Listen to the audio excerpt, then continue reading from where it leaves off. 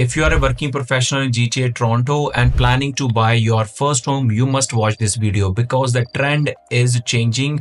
As per the latest information, more people are going to office. We'll talk about what is the best location for you to invest your money in, what is the price range you should be looking, what is the property type you should focus on, and most important, in the end, we are talking about what is the job sector which are booming and difference between your wants and needs. As per the latest trend, the occupancy index, it shows that 75% of the offices are occupied after pre-COVID. So this means a lot of people are coming back to the office. But people love to work from home because it saves their travel time, getting ready, giving more focus to the family. But it is impacting the economy. You are not using any public transportation. Go trains are not occupied. Restaurants are not able to get the money. And similarly, the office space are unoccupied. So that won't happen in the future. If you go by the latest trend, you can see average weekly 75% occupancy of the office space, with the peak days on Wednesday with 86% occupancy. Obviously, low days are Friday 47%. Why I'm showing you this trend is because you're looking as a first home in the future. So be very mindful where you're putting your money. It shouldn't be 2, 3, 4 hours to travel from your office space, because right now I meet many people in the office. They always say, I'm working from home, I'm a finance guy, I'm an IT guy, but that trend is to change in the future. But if the trend is changing, how it's going to impact you? So you need to create a right balance, which is called short-term pain to get a long-term gain approach. What that means is, right now you might be getting an expensive real estate asset to buy in GTA, but in the long term it's going to benefit you. For example, if you're commuting to work is around 1.5 hour to 2 hours per day, and in 10 years, which is equivalent to 1 year of your time is gone traveling. So time is money. So you need to create a right balance here. So we need to invest in a home which is near to the transit system, which can save you stress and improve your work-life balance. For that, I always talk about which is the fundamental thing. Go to the Go Train map, because if you're buying in Toronto area specifically, you should focus on the subway. But if you're in the suburbs, let's say you're in the east or west, which is GTA, you should focus on the Go Train. The Go Train commute comes from Kitchener till Union Station. You have a Milton connectivity, you have a Hamilton, we have from Barrie, Richmond, Oshawa. So let's focus on those epicenters. Imagine you are planning to buy on west side of GTA. I have created a lot of videos on west and east GTA comparison. Would love you to explore that. But for the time's sake, let's see if you're planning to buy in Mississauga, you should focus close to Square One, Port Credit, Cooksville Go. Imagine you're looking for something in Brampton. So Brampton, Mount Pleasant, this is a new hub which is coming up, newer properties. But if you're looking in Brampton downtown or Bramley, which is an older space, so you need to create a right balance based on your experience and your appetite. Next is your Markham. You might be looking in Unionville, Longstaff, Vaughan, the best city in my eyes, because that's the intersection of Go Train and subway. You have your Vaughan Metropolitan Center, Etobicoke. Obviously you are still in Toronto, you will pay double taxes. It comes under subway. You have a Kipling, Islington, and obviously you have a Go Train connectivity by the stations here. Scarborough, or if you're looking more towards the east side, you have connectivity from Pickering, Ajax, Whitby, and Oshawa, with the extension going to Vaughan Metropolitan Center, because it's a hub of subway and Go Train connectivity. But the pro tip here is, whenever you are buying your property, it should be 10 to 20 minutes walk or by your car ride, because these Go Trains offer free parking, so you can commute easily to your place. Plus it will give you better appreciation in the future. That was about location fundamental.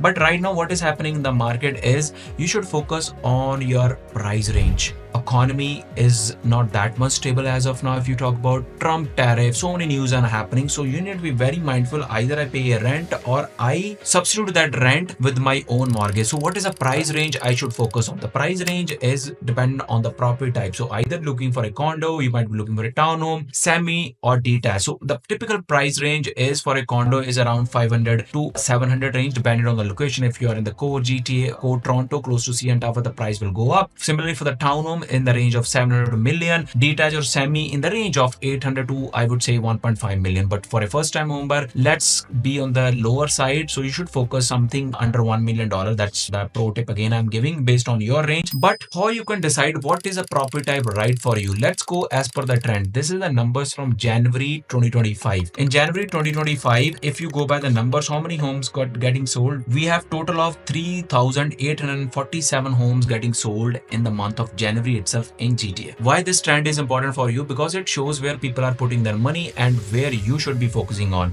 So if you go by the numbers, 416 is the Toronto, 905 is the suburb area. If you see this graph, you can see the detached is more focused on the people who are buying in the GTA, not in Toronto. They are more interested in detached home because more than 1200 are detached homes getting sold. Second best is the townhomes that is preferred in GTA suburbs, and then followed by condo, apartment and semis. And if you're investing in Toronto, you can see the trend is a reverse. Most of the people are going for condo apartments, which is known for connectivity to subway or GO train. So you should be mindful where you are putting your money. Location is the prime asset. So this was about the property type. Now the best is, what is a job hub? Why people are attracted towards the Toronto? If you go by the recent market cap, these are the top companies which have the more earnings, main capitalization of the market in Canada. If you go by the major is Bank of Canada. Shopify is an IT company with a net assets of market cap of $147 billion. So imagine you are planning to buy a home and you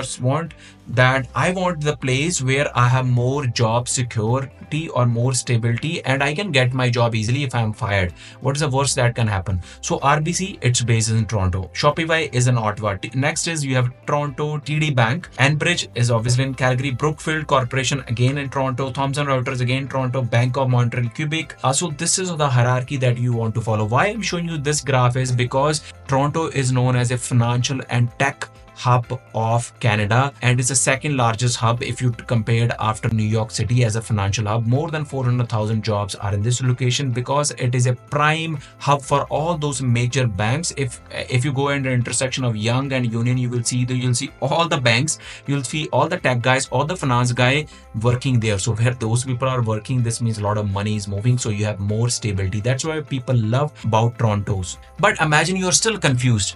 You need to create a right balance where the lifestyle comes into picture. The rule of thumb is location appreciate, finishes depreciate. What I mean by that, don't get carried by fancy stuff when you are buying your first home. Imagine you focus more on the upgrades done in the house, the tiles, the kitchen, that will depreciate in the value in the future, but your location will always appreciate.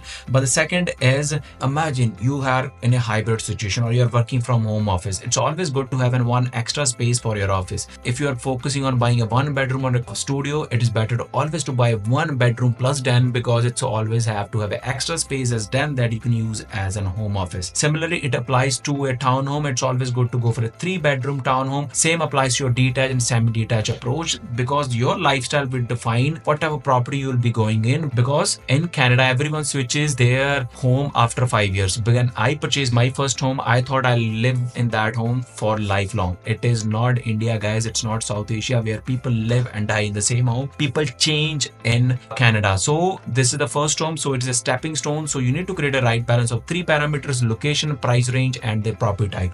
But in case you are more focused about your wants, you want a big bedroom, you want 4 bedrooms, you want a huge backyard.